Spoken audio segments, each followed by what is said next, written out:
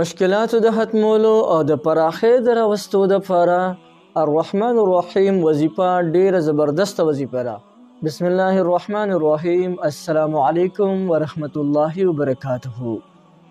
زمرونو او خویندو، نن د مشکلاتو د ختمولو دپاره او د پریشانو د ختمولو دپاره او د راحت د خوشحالۍ راوستو دپاره یو ښکلې زبردسته وظیفه درته ښیم. د قرآن مجید یو وړوکي غوندې آیات دی او ډېر لوی رموز، ډېر لوی اسرار پکې پراته دي. الله جل جلاله چې چاته وغواړي هغه ذات دی چې په چا باندې راحتونه راولي، په مزو باندې ول سر کی. او الله جل شانه هغه ذات دی چې څوک د مزو نه واخلي او په مصیبتونو باندې هغه سر کی. وتعز من تشاء وتذل من تشاء چې کوم دی ذات دی، چاته عزت ورکوي، چاته ذلت ورکوي. څوک الله جل شانه هغه ذات دی څوک ګدا کړي، د ګدا راواخلي او هغه د باچایۍ په تخت باندې کینوي، باچا راواخلي د دې ګدا ګدایي ورته ورنصیب کړي.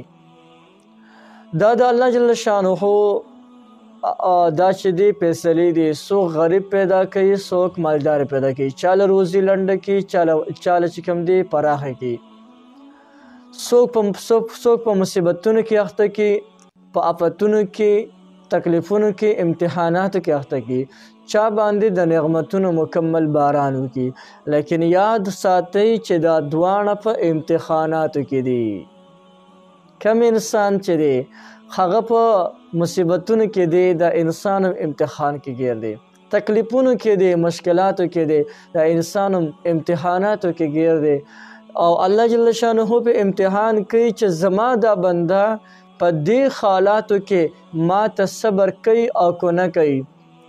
آیا په دې حالات کې دا بنده ما یادوي او که ما نه یادوي؟ الله جل جلاله په دغه انسان باندې امتحان کړی دی.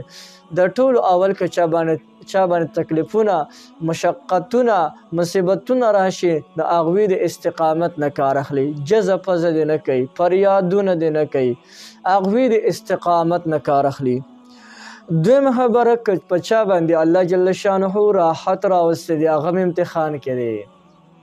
د ته ما دا بسیاره نعمتونه ورکړي دي، دې بنده ته ما هر څه ورکړي دي، زه د خپل بنده دا چې کوم دی معلوموم چې آیا زما دا بنده زما شکر ادا کوي او که نه ادا کوي.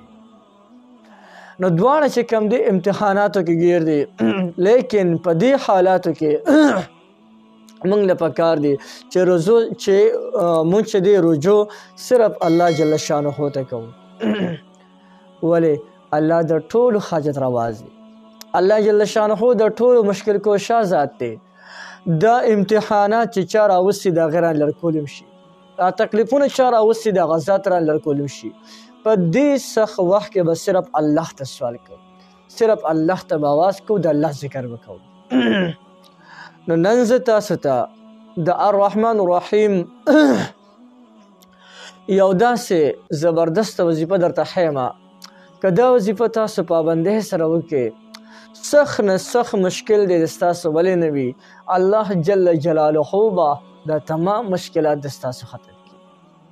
داسې ځای نه به ورته اسباب برابر شي چې تاسو به ورته خپل حق حیران پاتې شئ چې زما دا مصیبتونه څنګه حل شول، زما مشکلات څنګه ختم شول، زما تکلیفونه څنګه ختم شول. داسې به ورته الله تعالی اسباب برابر کړي.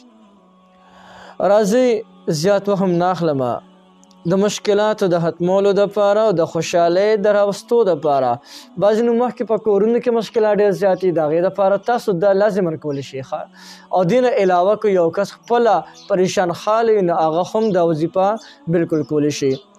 د دې وظیفې کولو طریقه دا ده که یو انسان په مشکلاتو، تکلیفونو، آفتونو کې ګیر دی، نو هغو له پکار دي چې دا وظیفه روزانه پابندۍ سره په کثرت سره کوي، ډیر د کوي.